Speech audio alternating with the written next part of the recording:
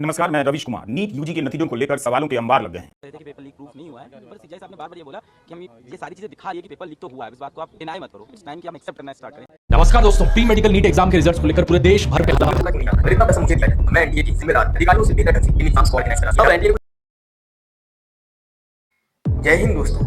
NDA जो कि India में होने वाले नीट यूजी, जेईई मेंस और सीयूईटी जैसे फेमस एग्जाम्स को कंडक्ट कराता है। इन एग्जाम्स का इंडिया में बहुत ज्यादा क्रेज देखने को मिलता है। साल 2024 में सिर्फ नीट यूजी के लिए 24,06,069 स्टूडेंट्स अप्लाई करते हैं। ये नंबर इतना ज्यादा है कि भूटान जैसी कंट्री की टोटल पॉपुलेशन के लगभग 3 गुना के बराबर, जिसमें से 23 लाख कैंडिडेट्स इस एग्जाम के लिए बैठते हैं। और इसी तरह सिर्फ जेईई मेंस के लिए दोनों सीजन के मिलाकर के, क्योंकि जेईई मेंस का साल में 2 बार एग्जाम होता है, एक साल में 2 बार होता है, तो दोनों सीजन के मिलाकर के साल 2024 के डाटा के अकॉर्डिंग 25,12,443 कैंडिडेट्स अप्लाई करते हैं। इस तरह से एनटीए ने साल 2024 में टोटल 29 एग्जाम्स को ऑर्गेनाइज कराया था। ये नंबर घटता और बढ़ता रहता है, क्योंकि इसमें से कुछ एग्जाम सप्लीमेंट होते हैं। उनके नंबर की वजह से टोटल नंबर ऑफ एग्जाम्स भी घटता और बढ़ता रहता है। लेकिन इनमें से सबसे फेमस एग्जाम आपका नीट यूजी, जेईई मेंस और सीयूईटी। इन एग्जाम्स में बैठने के लिए आपको एनटीए की ऑफिशियल वेबसाइट पे जाकर के अपने एग्जाम से रिलेटेड एक फॉर्म भरना होता है। और ये फॉर्म फ्री में नहीं भरा जाता, बल्कि इसके लिए आपको कुछ फीस पे करनी होती है।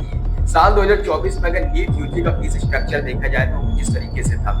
जनरल के लिए 1700 रुपए, ओबीसी के लिए 1600 रुपए, एससी एसटी के लिए 1000 रुपए और इंडिया के बाहर एग्जाम देने वालों के लिए, जो इंडिया के बाहर रहते हैं, उनके लिए था 9,500 रुपए। तो इस तरीके से अगर एनटीए का एवरेज फीस स्ट्रक्चर देखा जाए तो वो 1000 रुपए से लेकर के 2000 रुपए तक का होता है। तो अब सवाल ये आता है कि एनटीए हर साल इन एग्जाम्स को कंडक्ट कराने के नाम पर टोटल कितनी कमाई कर। साल 2024 के डाटा की अकॉर्डिंग एनटीए ने 1065 करोड़ 38 लाख रुपए कमाया था इन एग्जाम्स को कंडक्ट कराने के नाम पर।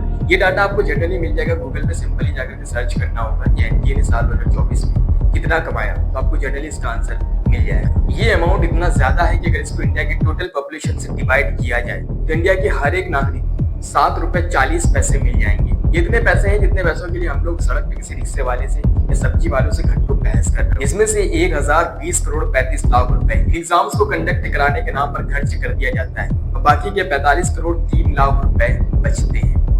ये अमाउंट जो बचा हुआ है, इसके लास्ट डिजिट 5 करोड़ 3 लाख रुपए। ये इतना बड़ा अमाउंट है कि इंडिया का एक एवरेज इंसान अपनी पूरी जिंदगी में इतने रुपए कमा भी नहीं पाता है। सोचो, एनटीए ने एक साल में एग्जाम्स को ऑर्गेनाइज कराने के नाम पर कितना पैसा कमाया। इतना बड़ा अमाउंट और इतनी बड़ी जिम्मेदारी देने के बाद एनटीए ने क्या किया, साल 2024 में नीट यूजी का पेपर लीक हो गया।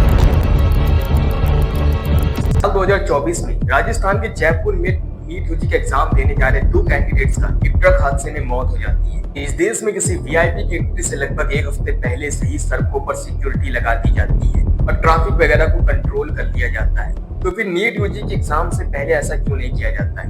क्यों एग्जाम से पहले बड़ी गाड़ियों को उस रोड पर आने की परमिशन दी जाती है? उन्हें रोका क्यों नहीं जाता? अगर इतना पैसा मुझे दिया जाए तो मैं एनटीए की जिम्मेदार अधिकारियों से बेहतर ढंग से इन एग्जाम्स को ऑर्गेनाइज करा सकता। पर एनटीए ने कुछ गलत नहीं किया, बल्कि उसने तो सिर्फ एक परंपरा को आगे बढ़ाया। मैं मजाक नहीं कर रहा दोस्तों। एनटीए से पहले इन एग्जाम्स को ऑर्गेनाइज कराने की जिम्मेदारी सीबीएसई के हाथ में थी। सीबीएसई के टाइम पर भी सेम केस होता है, पेपर लीक हो जाता है।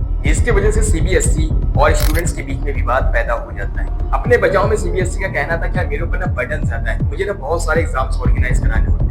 खैर, ये जिम्मेदारी सीबीएसई से लेकर के ये जिम्मेदारी 2019 में सौंपी जाती है एनटीए को।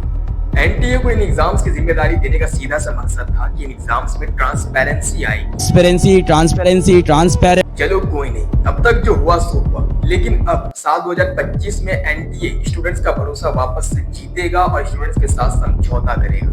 लेकिन साल 2025 में एनटीए के द्वारा सीयूईटी की जो आंसर की लॉन्च की जाती है, स्टूडेंट्स का आरोप है कि ये गलत है।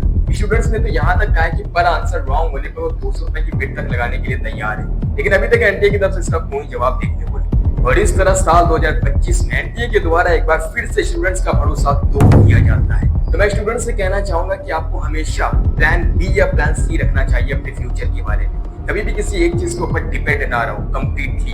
इन रिजल्ट्स को देखने के बाद इस बात का साफ अंदाजा लगाया जा सकता है कि एनटीए और एजुकेशन मिनिस्ट्री ऑफ इंडिया को स्टूडेंट्स की एक नहीं पड़ी।